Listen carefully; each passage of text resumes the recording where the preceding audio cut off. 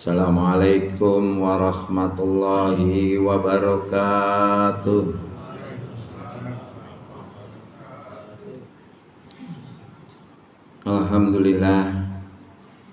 Alhamdulillahilladzi arsala rasulahu bil huda wa dinil haq liyudhhirahu 'ala dini kulli walau karihal musyrikun. Asyhadu an la ilaha illallah wahdahu la syarikalah wa asyhadu anna Muhammadan abduhu wa rasuluhu la nabiyya ba'dah. Allahumma shalli wa sallim wa barik ala Muhammad wa ala alihi wa sahbihi wa sallim ajma'in, amma ba'du.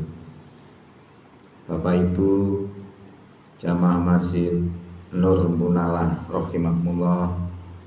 Syukur alhamdulillah di pagi ini kita bisa hadir untuk salat subuh berjamaah yang dilanjutkan dengan kultum dalam rangka menambah wawasan keislaman kita sekaligus menambah mantapnya keimanan kita. Mudah-mudahan kehadiran kita di pagi ini diterima sebagai amal soleh di sisi Allah Subhanahu wa taala. Bapak Ibu yang kami hormati, beberapa pertemuan sudah kami sampaikan indikator orang-orang iman takwa yang diharapkan bisa diejawantahkan di dalam kehidupan kita sehari-hari. Untuk kali ini kami sampaikan terkait dengan standarisasi beragama. Kalau dalam dunia pendidikan itu ada standarisasi pendidikan. Di Islam juga demikian. Ketika orang tidak mengacu kepada standar itu, maka agama itu akan menjadi berubah dalam waktu sekian tahun karena standarnya tidak ada. Nah, standar dalam beragama itu satu, menjadikan Quran dan As-Sunnah sebagai pedoman hidupnya, sebagai tolak ukur untuk menjalankan agama ini. Karena Rasulullah berpesan kepada kita, taraktu fikum amro ini ma in tamasaktum bihi ma lan tadillu abada, kitaballahi wa sunnata rasulillah. Aku tinggalkan kepada kamu dua perkara, jika kamu berpegang pada keduanya kamu tidak akan tersesat selama-lamanya, yaitu kitaballahi wa sunnata rasulillah, kitab Allah dan sunnah Rasul. Itu yang dipakai pedoman dalam beragama. Kalau kemudian dijadikan beberapa kitab-kitab itu boleh saja, tetapi acuan yang dijadikan pendapatnya itu adalah Quran dan Sunnah. Yang nomor dua adalah tauhid. Jadi dari Nabi Adam sampai Nabi kita Muhammad SAW ini yang diajarkan tauhid. Tuhan itu cuma satu, bukan dua, bukan tiga, cuma satu. Seandainya umpama Tuhan itu lebih dari satu, maka alam ini akan rusak. Yang satu menginginkan diputar ke kanan, yang satu menginginkan diputar ke kiri, tabrakan. Maka logika akal mesti satu. Qul huwallahu ahad, katakan Allah itu satu. Ini yang diajarkan dari Adam sampai Nabi kita Muhammad. Cuma syariatnya bisa beda. Nah, beda itu adalah disesuaikan oleh Allah dengan kondisi manusia pada saat itu. Makanya syariat sekarang dengan syariat zaman Nabi Adam beda terkait dengan masalah perkawinan. Kalau perkawinan sekarang dengan saudara kandungnya itu dosa. Tapi zamannya Nabi Adam tidak. Justru nikahnya mesti dengan saudara kandungnya. Logikanya memang tidak ada manusia. Manusia cuma keluarganya Nabi Adam. Tapi yang dirasakan sama tauhid, tidak boleh menyembah selain daripada Allah. Nah, ini juga karena mengacu kepada firman Allah bahwa orang tauhid itu lawannya adalah syirik. Nah, ketika orang itu meninggal dunia dalam keadaan syirik, maka Allah tidak akan mengampuni. Innallaha la yaghfiru ayyushraka bihi wa yaghfiru ma duna dzalika liman yasha. Sesungguhnya Allah tidak akan mengampuni dosa syirik. dan dia mengampuni dosa selain syirik kepada siapa yang Allah kehendaki. Nah, Allah menghendaki itu karena aktivitas kita. Kalau melakukan kesalahan kemudian terus meneruskan, ya tidak diampuni. Kalau kemudian kita berusaha untuk berhenti kemudian mohon ampun, insya Allah itu yang dikehendaki oleh Allah untuk diampuni dosa. Nah, jadi penting sekali kita itu mempertahankan tauhid ini. Makanya di dalam Muhammadiyah itu ada namanya pemberantasan penyakit TBC. Itu ada dua unsur, yang satu memberantas syirik, yang satu memurnikan ibadah supaya tidak melakukan bid'ah. Tapi kalau kita bicara bid'ah itu juga ruwet ya, karena itu masuk wilayah fikih. Nah, fikih ujung-ujungnya mesti pekewo. Ya, bid'ah itu ya apa? Lah semua bid'ah ya sesuatu yang model baru. Itu adalah masuk kategori bid'ah. Nah, orang bilang kalau di Muhammadiyah rata-rata kalau bid'ah itu hasanah, bid'ah itu kabeh dolalah. Karena kullu bid'atin dolalah. Itu memang sebenarnya secara khusus, tapi secara umum tidak. Secara umum tetap namanya ada bid'ah hasanah dan ada bid'ah dolalah. Bid'ah dolalah terkait dengan masalah ubudiyah. Tetapi bid'ah yang mengandung hasanah itu banyak. Dulu Rasulullah nggak pakai mic bid'ah, karena dulu belum sampai seperti ini. Nah, makanya dulu itu kalau ingin orang supaya dengar pakai badal. Kalau sholat misalnya Allahu Akbar, yang belakang menirukan Allahu Akbar supaya dengar yang belakang. Sebenarnya kan gitu. Ya, itu terkait dengan bid'ah. Nah, Rasulullah Umar bin Khattab itu adalah orang cerdas. Asalnya orang kafir lalu berubah menjadi orang beriman, menjadi bentengnya Islam. Itu dia mengatakan bahwa tarawih yang kita kerjakan pakai berjamaah itu adalah bid'ah hasanah. Siapa yang mengatakan? Umar bin Khattab. Karena pada waktu itu tidak ada tuntunan dari Nabi itu supaya melakukan tarawih itu berjamaah, tidak ada. Nah, kemudian karena kemudian Umar bin Khattab pada zamannya itu umat Islam centang perenang di dalam sholat tarawihnya itu, lalu disatukan menjadi satu imam. Dan dia katakan itu adalah sebaik-baiknya bid'ah. Artinya ada bid'ah hasanah dan bid'ah dolalah. Ya. Nah, itu juga masih jadi masalah karena kita sendiri di kalangan kita sendiri kadang-kadang belum mencapai derajat mujtahid sudah berfatwa kesana kemari. Akhirnya apa? Ribut. Contoh kemarin terkait dengan masalah pemimpin perempuan. Ya, di Jawa Timur ada pemimpin perempuan. Nah, orang yang atau di Mojokerto kota ada calon pemimpin perempuan. Nah, ini dia galakkan bahwa haram memilih pemimpin perempuan. Nah, dia menggunakan ayat 34 surat 4. Ar-rijalu qawwamuna 'alan nisa. Orang laki-laki itu pemimpin bagi orang perempuan. Nah, kita lihat di HPT, keputusan Muhammadiyah kayak apa? Ternyata dalam HPT tidak apa-apa. Boleh pimpin perempuan. Nah, ini kan jadi merancu. Padahal ayat yang dipakai tadi sebenarnya adalah ayat terkait dengan gegere rumah tangga dilaporkan kepada Rasulullah. Maka dikatakan oleh Allah di situ bahwa laki-laki pemimpin perempuan itu adalah konteksnya adalah rumah tangga, bukan pemimpin umum. Maka Muhammadiyah tidak menetapkan pimpinan umum itu wanita, tidak boleh wanita.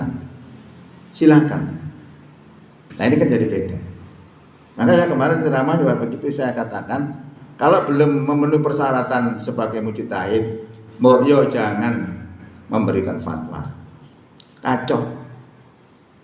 Nah, bagaimana kalian memberikan fatwa? Quran satu ayat yang nggak hafal, hadis yang disampaikan juga nggak hafal. Nah, bahaya akhirnya jadinya. Ya, ini harus bisa meletakkan diri kita itu di mana posisi kita. Kalau kita memang belum mencapai derajat itu, ya kita lihat aja yang sudah jadi. Kemudian kita sampaikan, oke, sudah. Kalau kita belum memahami ilmu-ilmu tentang sebagai mujtahid, kemudian berfatwa rusak. Maka kalau di organisasi itu dikumpulkan yang ahli-ahli agama, ahli-ahli fikih itu di majelis tarjih, gitu ya. Lah itu terkait dengan memberantas syirik tadi. Satunya adalah memberantas ibu dia ini supaya murni lillahi ta'ala. Kemudian nomor 3 adalah jangan menyembunyikan agama. Tadi sudah saya baca ayat pertama tadi. Ya. Innal ladzina yaktumuna ma anzalna minal bayyinati wal huda min ba'di ma bayyanahu linnas. Sesungguhnya orang-orang yang menyembunyikan apa yang telah kami turunkan, penjelasan mengenai penjelasan yang terdapat di dalam kitab, maka mereka itu akan dilaknat oleh Allah dan malaikat dan juga seluruh manusia. Ya. Ini latar belakang ayat ini sebenarnya berkaitan dengan orang-orang ahli kitab yang di dalamnya itu dijelaskan tentang kenabian Muhammad. Ini dihapus, disembunyikan, tidak disampaikan. Itu secara khususnya. Tapi secara umum jangan menyembunyikan isi kitab. Nah, isi kitab itu akan memberikan gambaran bahwa agama itu loh seperti itu. Kalau tidak kita sampaikan, akhirnya orang itu jadi tidak mengerti.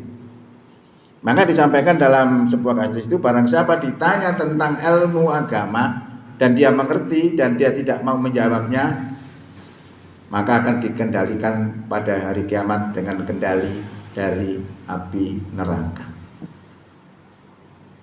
Ya, sama sekarang misalnya agama itu apa? Agama Islam itu apa?